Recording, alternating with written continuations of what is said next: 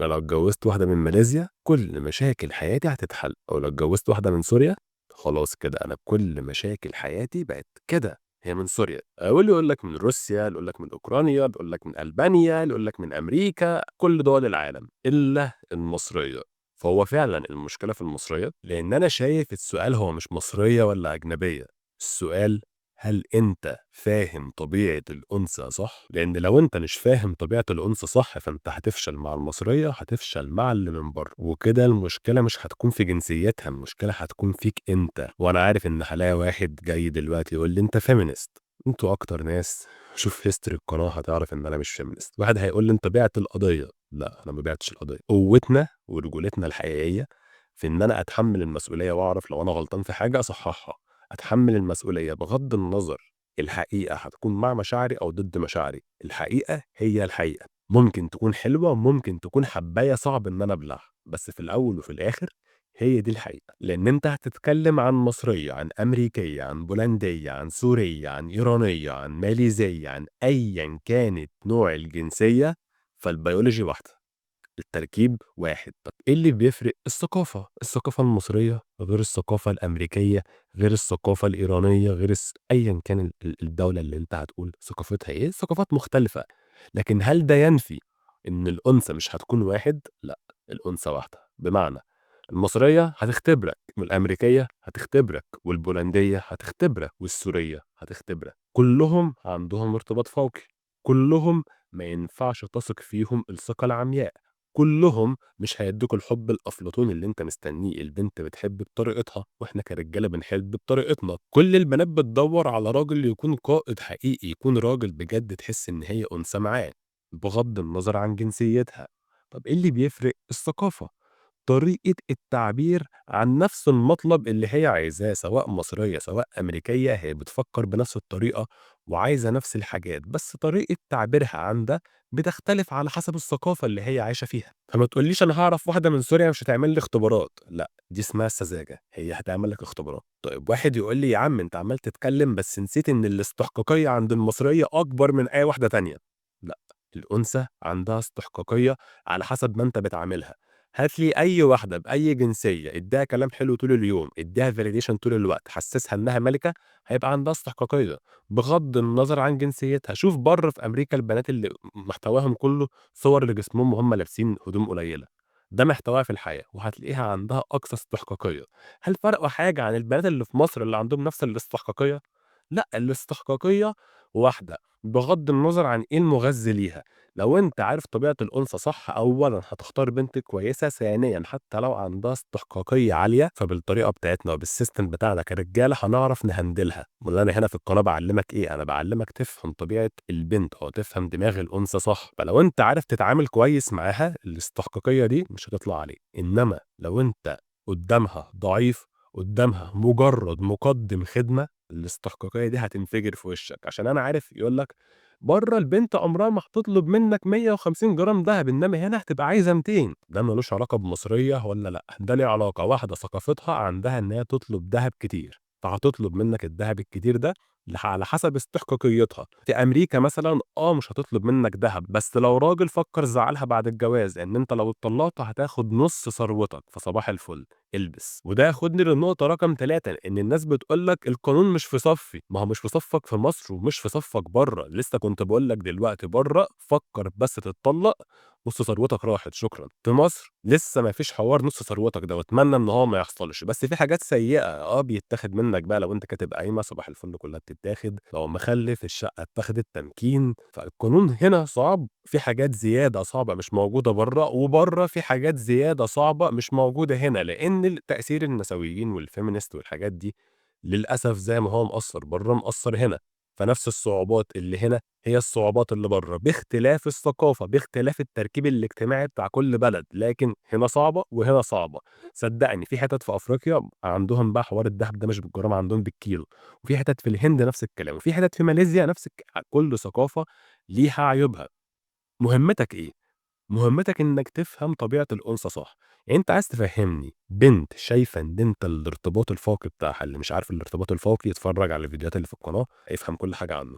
بنت شايفة من الآخر كده بالبلدي أنت أحسن راجل هي تقدر توصل له في حياتها، أنت مليت دماغها، دي هتطلب منك 100 جرام دهب و150 جرام دهب، ما فيش الكلام ده، أنت بالنسبة لها كفاية، أبوها هيطلب ممكن يزوّد عليك، هي هتقول له لأ، يا بابا ده أنا عايزاه، خفِّف عليه شوية، فهو هيخفِّف عنك عشان هي قالت له يخفِّف عنك، إنما لو هي مش طايقاك وشايفاك مجرد واحد جاي يشتري، جاي يشيل بيعة وخلاص، واحد ما عندوش لسان ولا عنده طريقة، أو أول مرّة يقعد معاها قال لها: وأنتِ إيه رأيِك في القوامة على الرجل عن المرأة؟ ما هو رأيِك في عمل المرأة بعد الزواج؟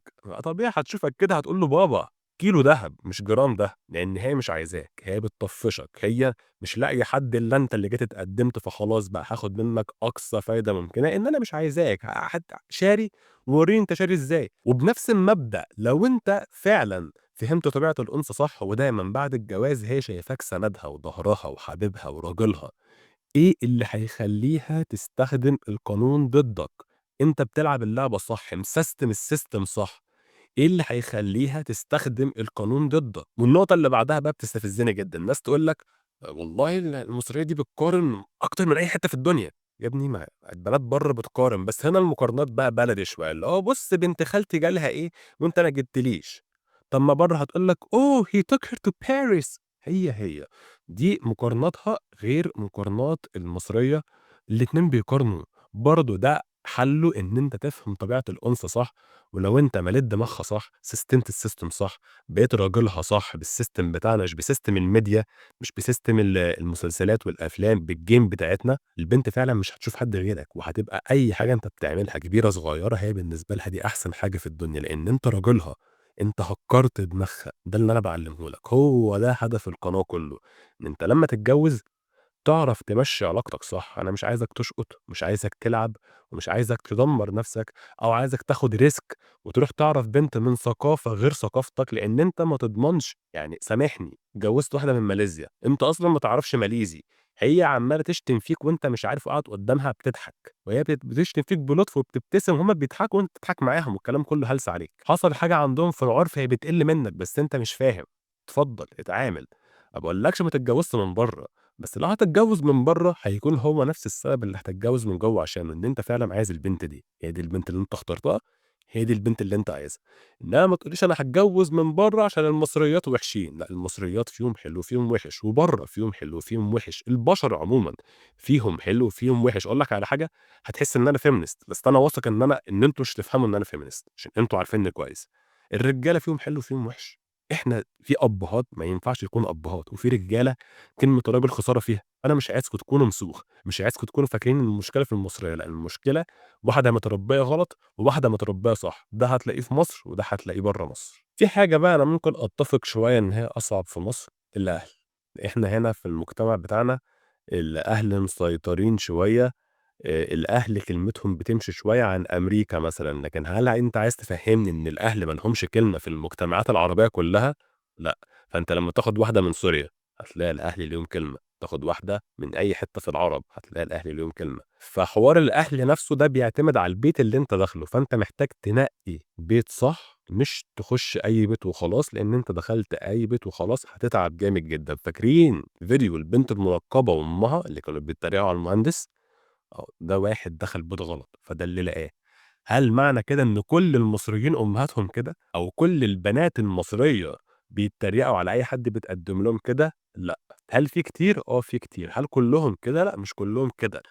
أنت عايز تفهّمني إن بنات من سوريا والعراق وماليزيا والسعودية والمغرب، حبايبنا من المغرب كتير أوي في الred pill، هل ده ما بيحصلش عندهم؟ بيحصل عندهم، فأنت ما تقنعنيش إن مشاكل حياتك كلّها هتتحل لمّا تاخد واحدة مش مصرية، لإن الراحة النفسية بتيجي من أنت عارف تهندل حياتك صح، من الآخر كده، أنت عايز تتجوّز ليه؟ عشان تفضّي دماغك وتخرّج طاقتك وتريّح نفسك وتركّز بقى في حياتك، أنت عايز الجواز يكون سَكَن ومَوَدّة ورحمة والكلام الجميل ده، وده عمره ما هيحصل لو أنت مش فاهم طبيعة الأنثى. لو أنت مثلًا مش فاهم إن البنت بتختبرك دايمًا، لو أنت مش فاهم نوع حُب الأنثى ليك إيه، لو أنت مش عارف الحقايق اللي إحنا بنتكلم فيها دايمًا، الثقة والارتباط الفوقي ونوع الحُب والكلام ده كله ضروري، ولو أنت مش عارف إزاي تكون راجل حقيقي ثابت تحت الضغط دايمًا، مكعب تلج ما يتأثّرش، يعرف يتحكم في رد الفعل، أي إطار هو اللي بيحطه، هو الطرف الناجي مش الطرف اللي بيبني. الحاجات اللي أنا بقى لي 3 سنين باتكلم هنا فيها في القناة. فأنا باتضايق عمومًا لمّا ألاقي حد بيتكلم على إن المصرية وحشة، إن الراجل الضعيف مش هيرتاح ولا مع مصرية ولا مع غير مصرية، وفي برّه رجالة ضعيفة متجوزة، ناس في أمريكا وناس في سوريا وناس في ماليزيا، وناس تعيسة في جوازهم. ليه؟ ما هو مش فاهم الطبيعة صح عاملة إزاي. أنت في مصر مش فاهم الطبيعة صح إزاي، هتبقى عايش عيشة ما أتمناهاش لأسوأ أعدائي.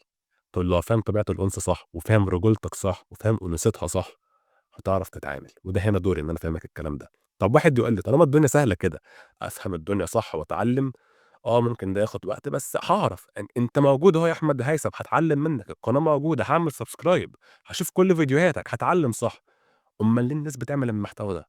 أولًا ما يعرفوش إن أحمد هيثم موجود، فأنت محتاج تعمل لايك للفيديو عشان الفيديو ده يظهر له. ثانيًا في ناس ما تستحملش إن هي تتحمل المسؤولية، عايزين دايمًا شماعة يعلقوا عليها فشلهم. فهو ما لقاش شماعة فقال لك إيه، لأ المشكلة في المصرية. يا ابني المشكلة مش في المصرية، المشكلة إن أنت مش فاهم طبيعة الأنثى. المشكلة إن الشخص اللي بيقول كده ساذج لدرجة إن هو فاكر كل البنات اللي من جنسية معينة وحشة، وكل البنات اللي من جنسية تانية حلوة. لأ، هنا في الحلو وفي الوحش، وهناك في الحلو وفي الوحش. في ناس بقى واخدة الموضوع تجارة، هو عارف جروب هيجوزك منهم وياخد هو مقابل، يقول لك أنت وفّرت مثلًا مهر أو وفّرت مثلًا قايمة أو وفّرت كذا صح؟ هات فلوس بقى ليّا. وده تجارة. فما تخلّيش برضه حد يبيع لك الوهم. الناس اللي شافت الجولد بيل عارفة تجارة الوهم عاملة إزاي. وما أكثر الرجالة الضعيفة وما أكثر الرجالة الطرية، هم دول اللي هيتباع لهم الوهم ده بسهولة. تعالَ خلّيك تعيش سعيد في حياتك وأنت من غير ما تتعلم رجولة حقيقية، من غير ما أفهّمك طبيعة الأنثى الصح، بسهولة. عارف أنت الناس اللي تقول لك هات 1000 جنيه خلّوا لك 20,000 في 5 دقايق وتحوّل له ال1000 وما تلاقيش ال20,000 بعدين، هو نفس الكلام. يا باشا تعالَ أنت ما تفهمش أي حاجة في الدنيا، هاجوّزك واحدة هتعيّشك مَلِك. والله أعلم بقى كانت إيه دنيتها، كان إيه ماضيها، إيه تفكيرها، إيه حياتها، إيه لغتها أصلًا لو هي من حتّة ما بتتكلّمش عربي وأنت ما تعرفش حاجة. تقول لك يا باشا دي لابسة نقاب ومختمرة ومسلمة وإيه هتدلّعك وما تعرفش أي حاجة، باع لك الوهم. أنت بالنسبة له مجرّد رقم بياخد منّك فلوس، خلصت. دايمًا أي حد يقول لك 5 دقايق هاخلّيك أغنى واحد في الدنيا، ده بيضحك عليك وهيسرقك. برضه واحد يقول لك جوازة في السخّان هاخلّيك عايش مَلِك، ده برضه بيضحك عليك وهيسرقك. ما فيش حاجة في الحياة دي بتيجي بالساهل، وكل حاجة ليها تَمَن وليها مقابل. عايز تعيش سعيد في جوازك، عايز تنقّي بنت صح وتنقّي بنت حلوة فعلًا، تتعلّم اللي أنا باعلّمه لك، ما فيهاش مفر. هل ده سهل؟ لأ. هل ده هيبقى صعب؟ هيبقى صعب، هيبقى صعب جدًا، خصوصًا إن أنت طول حياتك وأنا كنت طول حياتي باتعلّم من الميديا، من الأفلام والمسلسلات والناس اللي حواليّا، وكل ده غسيل مُخ، كل ده غلط، كل ده هلس. لو رجعنا لزمن الصحابة وزمن الرسول عليه الصلاة والسلام، هتلاقي الدنيا كانت غير كده خالص. هتلاقي إن الRed Pill نفسه هو الشرع. في شيخ يعني أقل من إن أنا أقول اسمه، كان بيتكلم على الRed Pill، بيشتم في الRed Pill. وأنا لمّا أشوف حد بيشتم في الحاجة ما بيتكلمش كلام منطقي، باعرف إن هو بيتكلم نفسنة أو إطار إنثوي أو الاتنين في نفس الوقت. فحد كان بيقول له: "لأ يا شيخ أنا حاسس إن الRed Pill صح." الراجل بيناقشه باحترام يعني وبيكلمه بأسلوب محترم جدًا. الشيخ رد عليه قال له إيه: وانطمّك اتقفزت والّا لسه؟" ده شيخ بيستخدم أسلوب عار. أنا لمّا باشوف راجل بيستخدم أسلوب عار باعرف إن هو راجل مناسب. بيفكّروني أعمل لكم فيديو عن أسلوب العار. وأنا مبسوط إن أنتم موجودين. أنا مبسوط إن الناس بدأت تصحى وبدأت تتغيّر، ومبسوط إن ربنا اختارني أكون سبب في حاجة زي دي. أنا محظوظ بيكم. أنا مبسوط إن أنا من كام يوم كنت بافلتر القناة، أي حاجة فيها شبهة حرام بامسحها.